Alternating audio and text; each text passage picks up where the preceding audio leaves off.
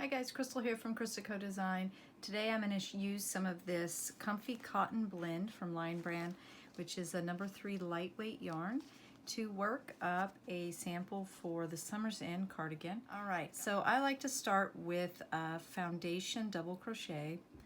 You can also just chain and work into that chain for your first row, but I'm going to show you the way I do it. Alright, so I'm going to start with my slip knot on my hook. I'm going to chain 3, and then going under both loops of the first chain, I am going to yarn over, and I'm basically pulling up a loop, yarning over, pulling up a loop again to make a little chain there. And I'm going to hold on to that spot because that's where I'm going to go into on my second one. Now I'm going to yarn over and pull through 2 to make a double crochet. Okay, so I'm just going to keep working, yarning over. I'm going back into that spot. I'll do a couple of these to show you how to work the foundation double crochet. You see I have my yarn kind of, let's see, I try to go under 2 loops there, because then the bottom, you see, looks really nice, like a stitch. Yarn over, pull up a loop, yarn over, pull through 1. Yarn over, pull through 2, yarn over, pull through 2. So you can start to see the double crochets take shape, and it really works up very vertically. Okay, so this is our row 1 for Summer End cardigan. I'm just going to work to the end of my row here, and when I have 38 double crochets, foundation double crochets, or 38 regular, using the chain way. Alright, if you are brand new to crochet and the foundation double crochet is just too much, I would recommend you just chain, and so I'll just show you quickly how to do that. So we're going to start with the slip knot. You can make a little loop with your fingers, put your hook in, and then yarn over and pull through, and then you can tighten it to your hook. Then you would chain to the number according to your pattern size. I'm just going to do a little sample of 10. So we're yarning over and pulling through, yarning over, pulling through. Go 2, 4, 6, 8, 9, 10. Okay, so now the pattern says to double crochet in the 4th chain from the hook once you get your full chain amount. So you're going to count off your chains there, 1, 2, 3, 4. Now if I am working into a chain, I do prefer to work into the back bump, so I flip it over and in there. It's also easier just to go under 1 loop when you are when you're working into a chain. So for double crochet, we're going to skip the first 3 and work into the 4th. Those first 3 generally will count as a double crochet, and they do for this pattern. Your pattern will also tell you that. So yarn over, working into the 4th chain from our hook, yarn over, pull up a loop. Now we have 3 loops, yarn over, pull through 2, yarn over, pull through 2.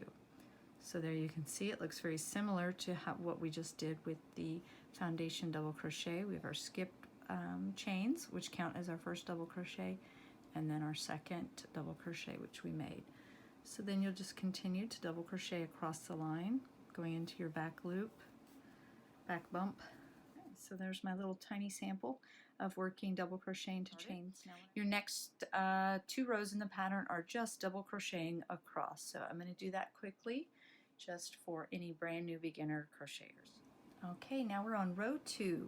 We've finished our row 1. We have our double crochets made. Now we're going to turn our work, which means we're just going to flip it over here. So now we're working from the right to the left again. Pattern says to chain 3 and double crochet in the next double crochet and in each one across. So in this pattern, the chain 3 counts as a stitch. So if you're brand new to crochet, you just chain your 3 and you go to your next stitch for your next double crochet.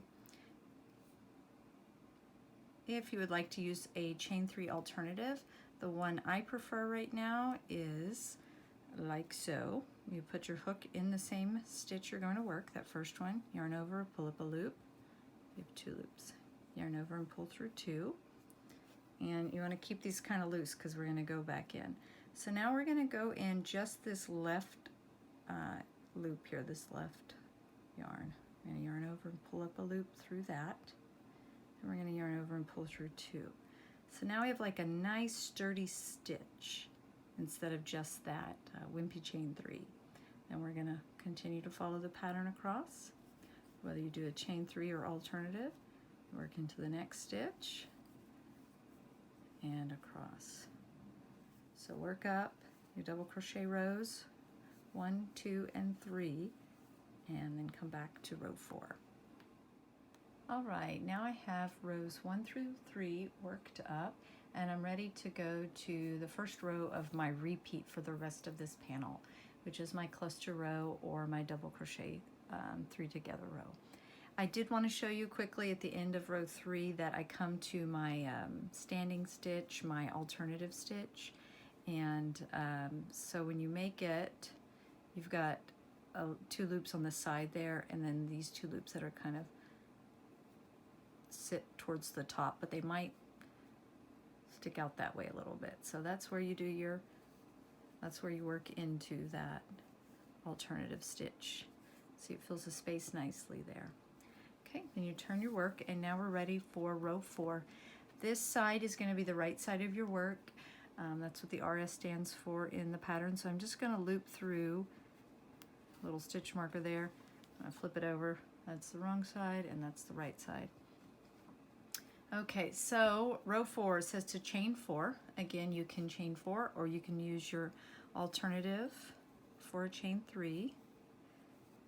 So you got your first 3 chains there, or your alternative for double crochet, and then you chain 1, because that chain 4 counts as a double crochet and a chain 1.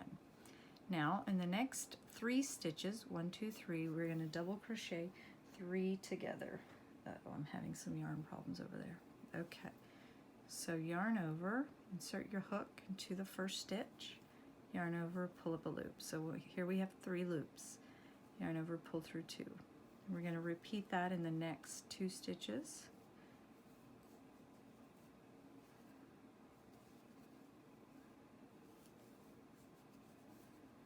There we go. So now we have 3 stitches caught up on our hook. We're going to yarn over and pull through all of that. That creates our first part of our cluster. Now we have to be sure to remember to do the next step, which is our chain 2. Otherwise we'll be decreasing. We have 2 chains, and we're not going to skip any stitches. We're just going to go right into the next and repeat over the next 3 stitches our double crochet 3 together. There we go. Chain 2, and just continue that across. Okay, we have made it to the end of row 4, and our repeat ends on a double crochet 3 together. We're not chaining 2 here. We are at our last stitch. We are going to chain 1, and we're going to double crochet into either your 3rd chain if you did chains, or the top of your alternative stitch. So double crochet in the last. So on your last cluster of your cluster row, your row 4, you are doing a chain 1 and double crochet in the last for your edge. Okay, then you're going to turn, and this is just a double crochet row, as is the next 3. The next 3 rows will be double crochet, and so we're going to do either your chain 3 or your alternative to start your row. Okay, now you're going to double crochet in each chain space and in each stitch across. So we have 1 chain space here, so we're going to do 1 double crochet here. And I'm going into the chain space, not into the chain itself. That's just kind of fussy and unnecessary for this particular pattern. Then we are going into the top of our double crochet 3 together. If you turn your work there, you can see the loops. So we're going to double crochet into that. And then the next is 2 chain spaces. Okay, so we're going to do 2 double crochets into this chain 2 space. Again, we're going around the chains, not into them. And that also helps pull our space, define it some, and then going into the top of your double crochet 3 together, 2 double crochets in the chain 2 space, and just continue to double crochet across.